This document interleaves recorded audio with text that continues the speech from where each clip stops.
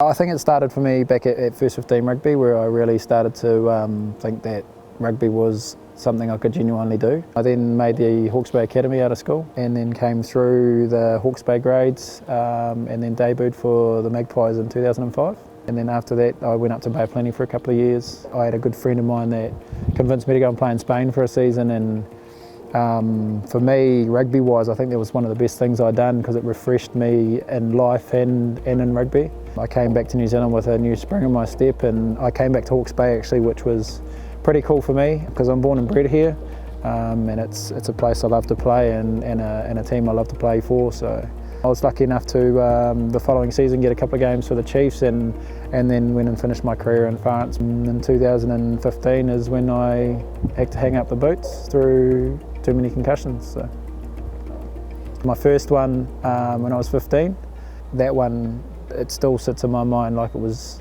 yesterday. I got knocked out, and they say I was out cold for between a minute and 2 minutes. Came to, got taken to the sideline, and I was blurry as. But me being me, not knowing what that actually was, being my first time I'd been concussed, I convinced our coach that I could go back on and play, that I was fine. And I was kicking the goal at the time, and I thought I'd nailed the kick, but with the double vision that I was seeing, I actually missed the post. And that, little to me, I was giving it a yes, and the referee was like, "Nah, mate, you missed." So I can laugh about that moment now, but looking back at it, and that's some things I'd probably change in my life. Another significant one with me was when I was in Bay Plenty. It was probably only 3 or 4 minutes into the game. I got knocked out, didn't actually know where we were. By the time we went off, the coach actually came up to me and said to me, he was talking to me, and I sort of thought of my mate, I didn't know who he was. For that moment when you don't know who anyone is, especially yourself,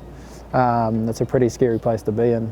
The second to last one I took, this is one I can't remember. I've not had any head contact, so it's just from the impact, and then obviously the brain shaking, and it's caused concussion. I've walked off to the side. I ended up playing 10 days later in the next game, and this ended up being my last game I ever played of rugby. By the time I've come round, I'm actually under the stand with a whole lot of doctors around me. The thing that made me sort of worry a little bit is the panic I can hear in their voice. And then eventually I've got to hospital and stayed there overnight and been checked over, and sort of that was the end of me really as a rugby player. I suffered from depression, anxiety, and you mix that in amongst some pretty bad concussion symptoms as well, and life's just going on a downward spiral for me pretty fast, which affected not only me but my whole family, especially my wife and my kids. Part of our decision to move home was to get me right as a person, and as mainly as a father and a husband.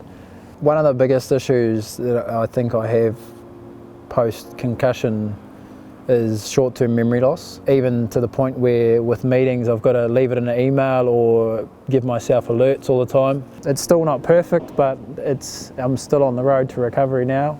I'm very thankful that I'm able to live a pretty good life. I'm now back in the game refereeing, so it's something I enjoy thoroughly. Rugby's my number one love, and to me, I think mentally it's a good space for me to be in. From me looking back, the biggest message I would give to any young person is we only get one brain, and it's an injury that no one can see but yourself. So I would treat it with respect. And treat it as a serious injury. If I could go back and change it, that would be one thing I'd definitely do, and look after it, because knowing what I know now and how I done some things in that space, I really would have changed it and probably looked after myself a little bit better.